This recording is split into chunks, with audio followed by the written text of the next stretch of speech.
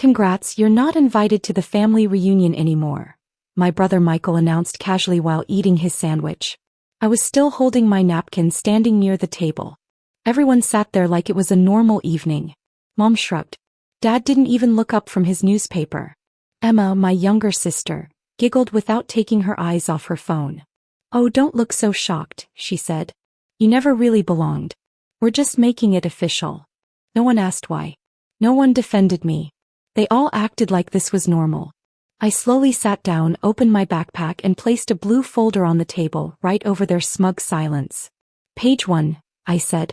Grocery bills since 2017. I flipped through the receipts. Supermarket runs, deliveries, dad's medicine, mom's shampoo, dog food for the pet nobody wanted but me. Paper after paper. The last page, $21,400.38 in bold letters. That's what you all call me helping the family, I said quietly. Now it's your reality. I stood up, zipped my bag and looked at Dad. You called this a family dinner. I'm done with the act. Now you'll feel it. I walked out. No shouting. No slamming doors. Just gone. The next day someone knocked at their door. Dad answered and saw someone he never expected. That's when they realized the house wasn't theirs anymore. They never even asked why I brought receipts to lunch. Because deep down they already knew. 2 hours later my phone buzzed. The family group chat lit up. Emma, that was childish even for you. Mom, you embarrassed your father. For what? Michael, you think this is how adults handle things. Coward. But this wasn't about one lunch. It was about years. Since 2017 I've been the backup plan. Every emergency, every overdraft, covered. Every lie. I stayed quiet. And every time I said yes they tightened their grip. When Emma's dog broke its leg, $1,800. I paid. Dad's dental surgery, $3,200. I paid. No thank yous. Just jokes about how kids these days are soft. Michael crashed mom's car while drunk. I paid the deductible. He didn't even lose his license. I paid for groceries so often that Instacart started sending me family discounts. Their excuse? You're single. No kids. You make more money. That's what family's for.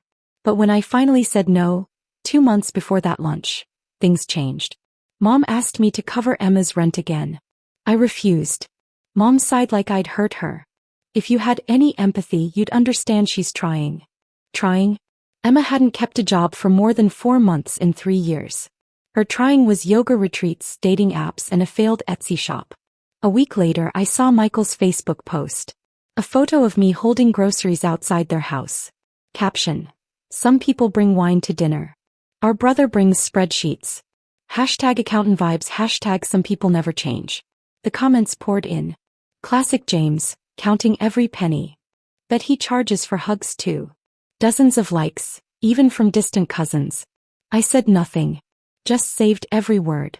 Then the group chat ambush. We need to talk. Stop being dramatic. It's just a joke. When I didn't reply, they kicked me from the family chat. But here's what they didn't know. While they were laughing online, I was preparing my case. Saving every receipt, every payment. $21 for 100.38, not a guess, cold hard facts. Then I found the real problem.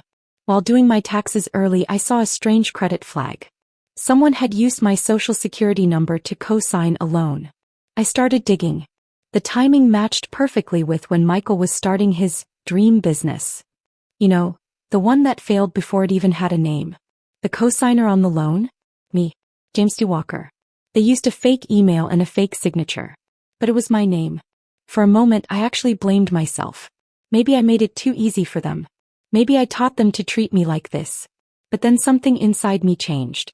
And no, I didn't cry. I started gathering everything. I scanned the loan papers. Printed the bank records. Saved all the messages. I built a folder.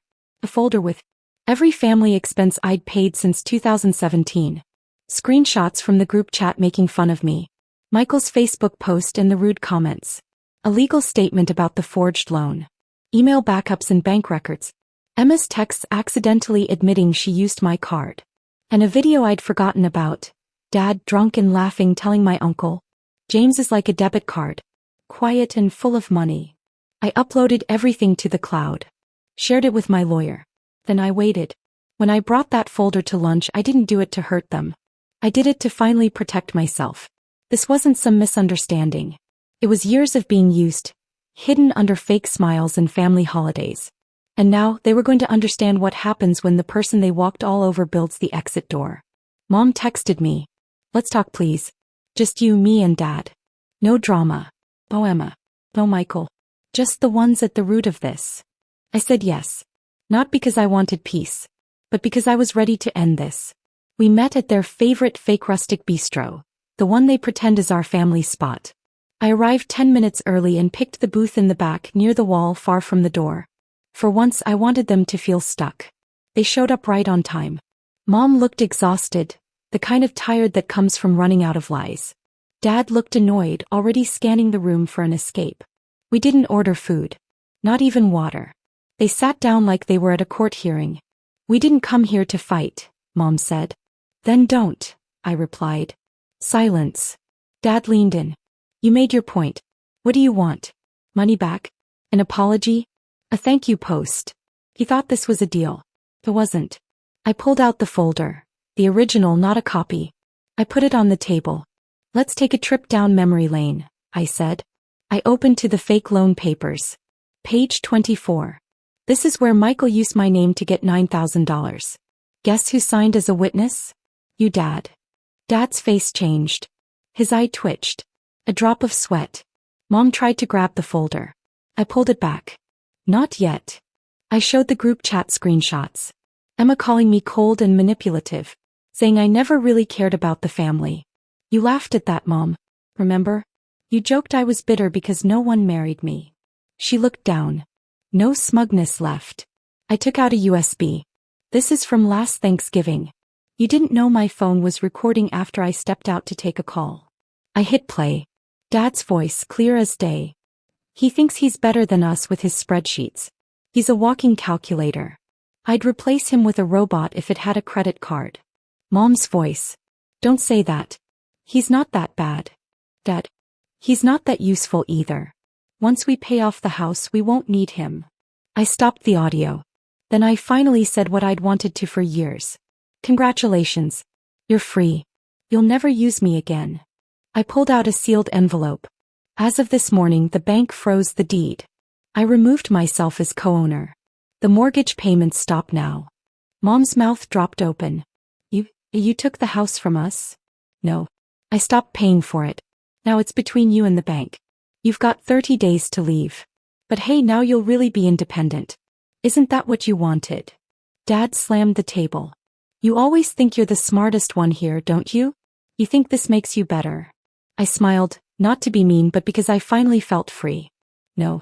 It makes me done. That's when Emma walked in. She wasn't invited. She didn't sit. She didn't say a word. Just stood there. I looked at her. Here for the drama? Or ready to admit you lied? She crossed her arms. This is your little revenge story. Not reality. That's when I pulled out the final proof. I took out my tablet and hit play. There she was, Emma. On video. Her voice. Her face. Of course I lied about the rent. James never checks. He still feels guilty for leaving. Then I played another clip, side-by-side messages. Her fake texts next to the real ones I saved. Timestamps mismatched. Photoshopped. And finally, the voice recording. Her voice had been edited to make it sound like I had threatened her. The audio was choppy and poorly done, but now it was obvious. I turned the volume up. Her words echoed through the room. And finally, the truth came out. Dad stood up. Mom started crying. Emma froze. The kind of frozen silence that happens when a lie dies halfway through. Then someone else walked in. A tall man around 30, clean-shaven, wearing a blazer. Holding a folder. My lawyer. He didn't say a word. Just handed Dad the envelope. Inside. A cease and desist letter. Full report on the fake loan. Notice of a civil lawsuit. Mom screamed about betrayal. Dad yelled back with legal threats. Emma shouted that I had ruined everything. I just stood there calm. No, I said. You ruined everything. I just stopped pretending it was okay. Then I walked away. No hugs. No tears. Just the quiet sound of my freedom starting. For the first time as an adult, I didn't feel guilty. I felt clean. 37 days. That's how long it took from that day to the moment I watched them leave the house they used to call theirs. For good. They didn't see it coming. People like them never do. They spend years building a fantasy, where guilt is used like money and the quiet one always picks up the pieces. They never think about what happens when the quiet one finally learns the rules, and plays smarter than them. The night after that dinner I couldn't sleep. Not because I was upset, but because I had work to do. I made coffee, turned off my phone and spent 8 hours building my recovery plan. Every dollar I had given them, groceries, car payments, medical bills, utilities, was organized into 4 spreadsheets, 2 timelines and 1 document called retrieval. This wasn't revenge. It wasn't about feeling better. It was simple. Collection. The first thing I did was lock down everything. Closed all joint accounts. Cancelled every authorized user. Removed my name from utilities. Froze my credit. Reported fraud to 3 banks, before lunch. By day 3, Emma's phone was shut off. By day 5 the house lost power. A real blackout for once not paid by me. Then came the legal part. I didn't want family drama. That's what they expected. A shouting match, a public scene. Instead I filed separate, quiet, solid cases. Michael was first. I had the forged loan papers, the fake email, even proof it came from his Wi-Fi. He never showed up to court. Judgment, $9,000. No escape. His wages now get deducted. Next, Emma. I had texts where she joked about using my card. Messages to friends bragging how she could guilt me into anything. Proof she used my card to pay off her car loan. She showed up crying. He said I could. He always helps me. He's that kind of brother. I played the voice memo. Her own words. James always feels guilty, even when people take advantage of him. Judgment. $6,200, plus $1,500 for emotional distress. He tried to appeal. Lost. Now she owes even more with interest. Finally, my parents. The big one. I hit them with 3 claims. Breaking verbal repayment promises. Using my money without permission. Lying on house documents about co-ownership. Dad brought an old friend from his golf club trying to say I had gifted them the money. I showed the judge my bank statements. Emails from them calling it temporary help. A signed note from Dad thanking me for help with the mortgage. And the final blow, an email from Mom thanking me for saving the house again. Judgment, $8,700 plus court fees. Total collected, $25,400.38. Every cent and more. But I wasn't done. 2 weeks later I bought the house. The same house they got evicted from. It had gone to auction. Lost value because of all the legal mess. I paid in full. No loan. No mortgage. Quite clean. The next day I walked through it with the realtor. She apologized for the damage and the bitter feeling left behind. I didn't live there. Didn't sell it for profit. I turned it into something better. A quiet, safe house for adults escaping financial abuse from their own families. 6 bedrooms. Clean kitchen. No motivational posters. Just peace. Every person gets a locked cabinet. No shared banking. No forced favors. No names on the mailbox. No social media posts. But the front door has a small steel plaque. This home is not built on guilt. They started trying to contact me again. Not directly. They're too proud. But I got emails. From their friends, old family members, even a pastor. Restore the relationship. Be the bigger person. Emma emailed me herself. The judgment is ruining my credit. I can't rent an apartment. This isn't you. You're not cruel. Please, I was just desperate. I replied with 4 words. Desperation has receipts too. Michael texted. So what? You think you're better than us now? I replied. No. Just done pretending I'm worse. And my parents? They moved to another state. I only found out because a debt collector called, asking if I had their new address. They'd listed me as an emergency contact. I laughed and said, never heard of them. That's when it all clicked. Not because I got my money back. Not because they lost the house. But because they finally saw. I wasn't the spare son. I wasn't the backup plan. I wasn't the wallet in the background. I was the one who walked away, and this time I made sure the door stayed closed. I didn't expect the letter. It arrived 3 months after the last payment hit my bank account. Handwritten. No return address. Just my name written carefully, the way my grandfather used to write it. I opened it slowly like I was handling something dangerous. Inside was one piece of paper folded neatly. The handwriting was shaky. It wasn't Dad's or Mom's, but I knew it right away. Emma. The letter said. James, you won. And honestly, I think you were right to do it. But there's something you don't know. I lied about a lot, but not everything. There's a secret Dad kept from you because it would have destroyed him. Ask Grandpa about 2001. Ask him about the other account. I don't want anything from you.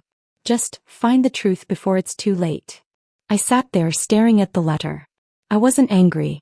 I wasn't even curious yet. I just felt uneasy. The next morning I drove across town to Grandpa's little brick house, the one with the wind chimes and the old rusty grill. Grandpa opened the door, saw me and simply said, I've been waiting for you. We didn't sit inside. We never did. We sat on the porch. I handed him the letter. He read it once. Folded it neatly. His face didn't change. She finally cracked, huh? He said. What's the other account? I asked. Grandpa didn't answer with words. He stood up, went inside and came back with an old shoebox. Inside were old bank papers, land documents, 2 cassette tapes, a birth certificate, and a small envelope with my name on it. It was dated 24 years ago. I opened it.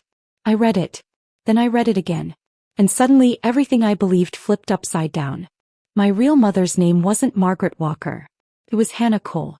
She died giving birth to me. My father married Margaret soon after, and they covered it all up. Changed my birth certificate. Paid off the hospital clerk. Because Hannah wasn't his wife. She was his mistress. My whole life had been a cover-up for his shame. Emma wasn't really my full sister. Michael didn't even know the truth. Me. I was their biggest secret. The proof of Dad's mistake. The walking reminder of a scandal. Their living debt. Grandpa looked at me. He never wanted to raise you. He called you the complication. Said he'd fix it with money. But Margaret raised you until she didn't. Why tell me this now? I asked. Because now, you deserve to know. The rest of the truth came fast. The other account, Emma mentioned? It was a fund Grandpa set up for me when I was born. Money from Hannah's estate. Over $160,000. Untouched. Growing with interest. Grandpa gave me access right there. He also handed me the real deed to the vacation property. The one Michael always bragged he'd inherit. Turns out, Dad had forged a fake version trying to sell it secretly through a fake company. But the real legal deed was mine. Within a week, I legally owned every property that used to be the pride of our family. The mountain cabin. The lakefront lot. The house I turned into a shelter. I didn't brag. I didn't argue. I just ended it.